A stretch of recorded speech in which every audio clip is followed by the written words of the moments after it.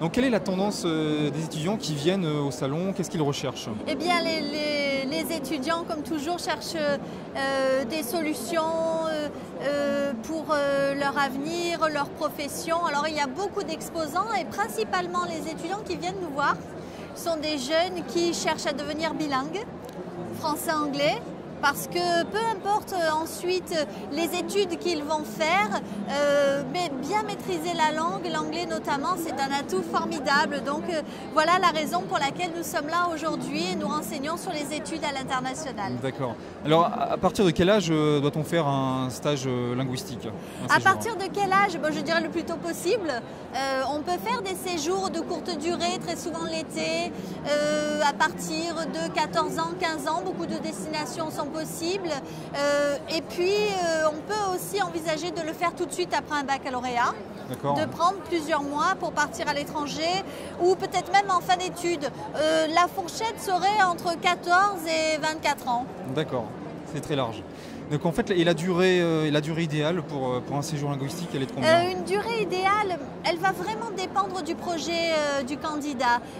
Généralement, ce qu'aiment bien faire les étudiants, c'est partir soit un mois l'été, pendant les vacances scolaires, soit prendre directement une année. Et pendant cette année, ça peut être une année d'études, une année d'apprentissage de l'anglais, être dans un lycée américain par exemple, ou être accueilli dans une université en Angleterre, aux USA. On a même aussi certains candidats qui s'inscrivent dans les séjours au pair pour être babysitter pendant un an.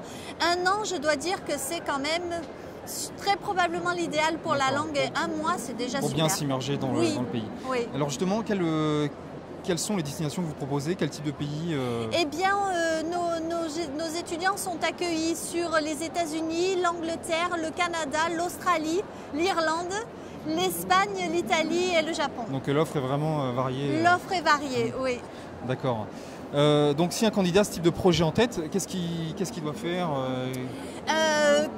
Quand on a le projet de partir à l'étranger, je pense que la première chose à faire, l'idéal, c'est de prendre contact avec nous, de discuter ensemble du projet, des opportunités qui s'offrent à lui. Nous, le rôle d'ISPA va être de tout organiser pour le candidat, son inscription à l'université, mais aussi son accueil, son logement. Et on a un rôle assez important en France de préparation aussi. Donc le candidat va partir avec une structure, sera rassuré.